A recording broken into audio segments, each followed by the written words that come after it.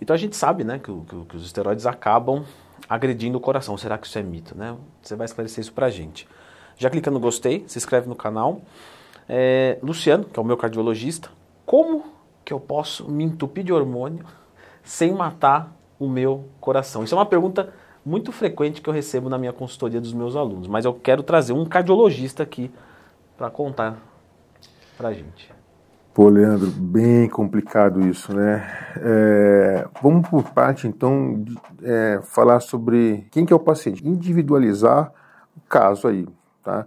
Se você é um paciente que tem hipogonadismo e você tem níveis de testosterona abaixo de 200, você tem sintomas, etc., é importante você fazer a reposição, porque em níveis muito baixos, piora, aumenta a adiposidade central, você tem níveis maiores de causas de depressão, você tem outros fatores de risco que vai piorar para o paciente, além da obesidade, além de você ter... Eu tenho um vídeo sobre TRT, tá, gente? Quem quiser procurar lá no Twin, mais tema. Então, assim, você tem também risco com texto baixo.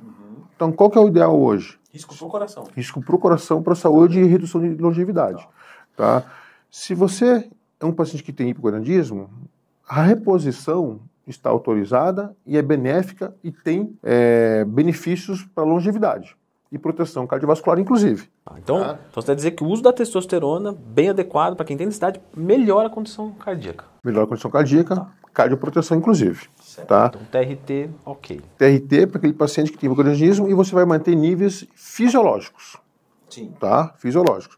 Obviamente que se a gente for comparar com pessoas que não têm hipogonadismo e não repõem e faz uma testo natural realmente, que ele produz, em teoria, esse cara é mais saudável que o cara que tem que repor. Tá? Mas se você comparar o cara que tem hipogonadismo e não trata e o cara que está tratando, esse cara tem mais longevidade. Beleza?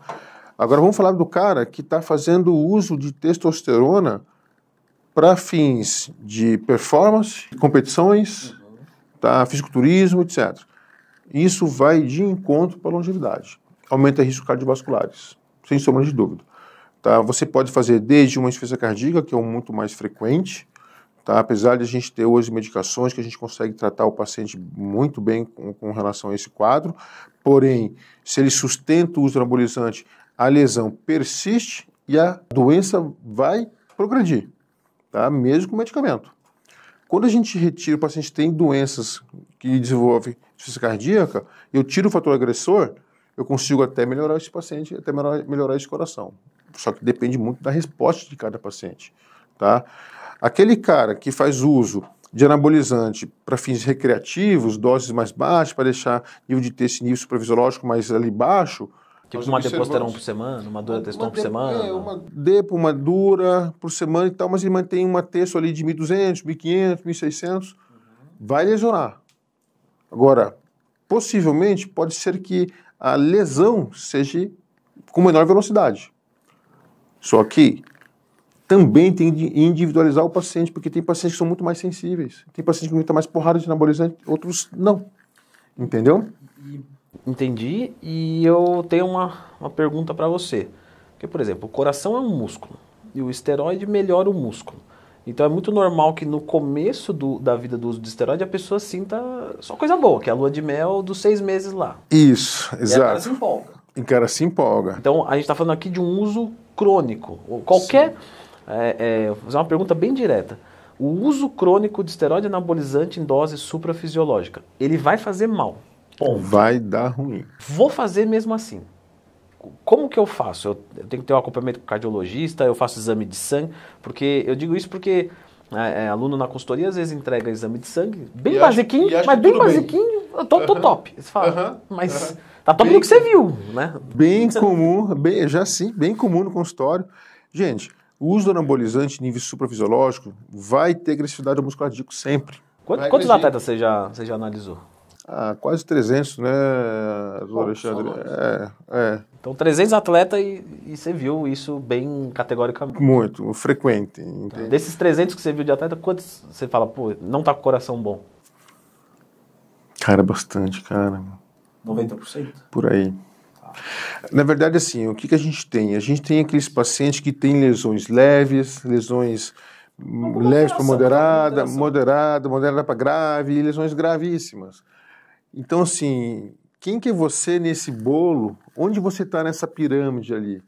No leve, moderado para grave, gravíssimo? Quem que você... Não, eu estou dizendo isso, Luciano, porque é o seguinte, às vezes o pessoal que está em casa acha que a gente está sendo sensacionalista, né? E a gente está aqui para alertar vocês.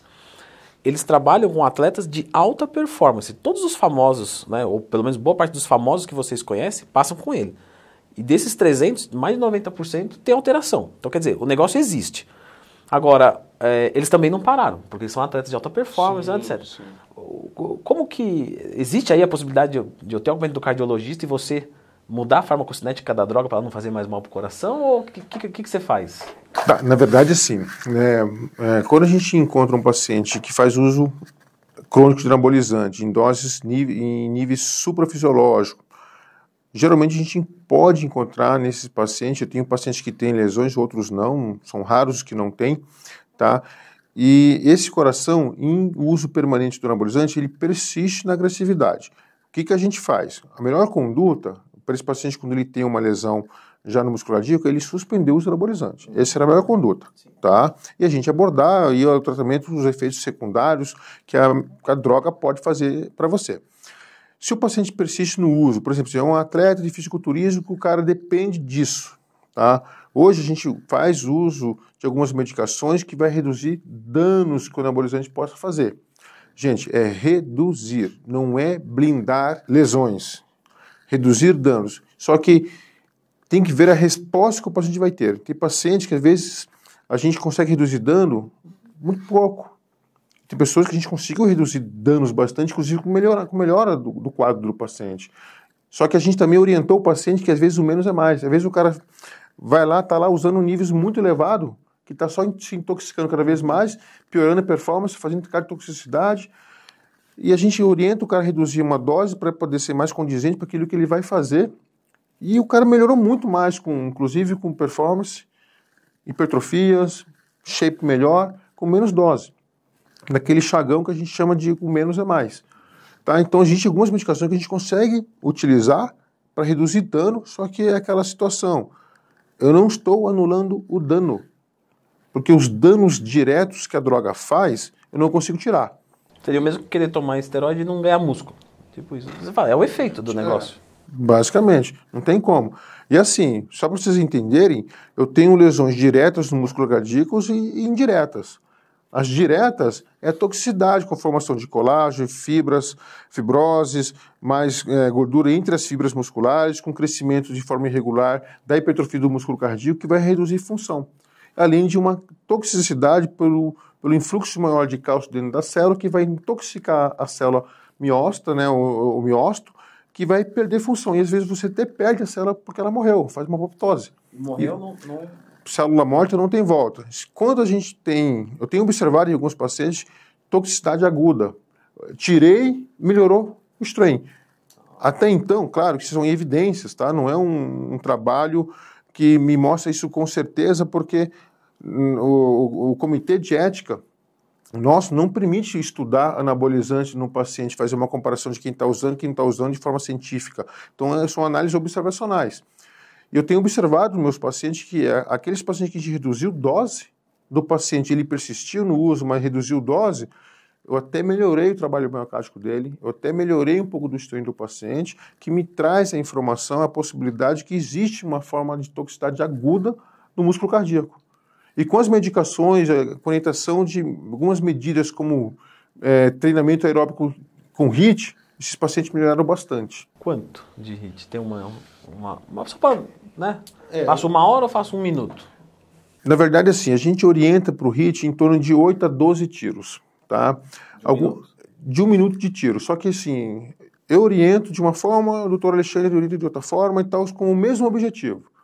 Tá? Eu oriento meu paciente da seguinte forma, vai fazer de 8 a 12 tiros, eu quero que ele faça 1 minuto na frequência que ele foi estimulada para ele através do exame de espirometria, a gente utiliza o primeiro limiar, e ele vai fazer durante 1 minuto aquela frequência. Fez 1 minuto, ele vai reduzir a velocidade e vai fazer um novo tiro quando ele estiver em condições novamente. Geralmente a gente pede que o paciente faça em 1 minuto, 1 minuto e meio, aquela fase de recuperação para dar um novo tiro. Só que aquele cara que está começando, às vezes vai levar 2 minutos para recuperar.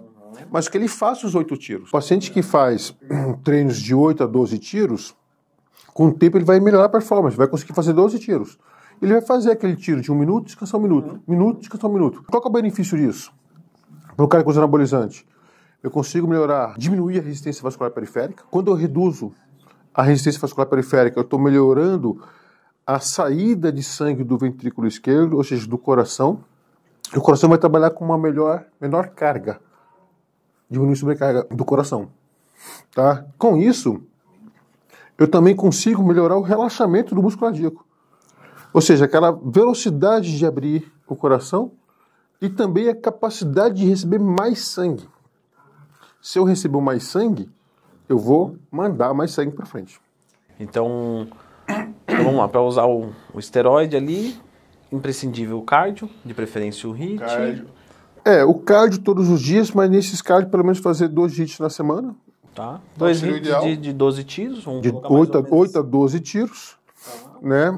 E, além do mais, ter o acompanhamento médico, de preferência um médico especializado, que entenda do assunto, que consiga identificar para vocês possíveis alterações presentes no músculo cardíaco, pelo uso do anabolizante. Existem alguns exames que são direcionados para esse tipo de análise, tá? Entre eles o ecocardio com análise do estreino e trabalho miocárdio, tanto na fase de repouso, na fase de esforço, para fazer uma comparação de resposta, e associar ao exame da ergospirometria. Vou fazer o seguinte, pessoal, vou deixar o contato aqui do Luciano e do Alexandre, que são os meus 2 médicos cardiologistas, tá? Tá aqui na descrição. E eu vou deixar este vídeo aqui, que eu falo sobre usar uma Durateston ou uma Deposteron por semana, né? Quais são os riscos envolvidos, vocês entenderam do coração. Existem alguns outros cuidados também, tá? Então, dê uma olhada neste vídeo aqui.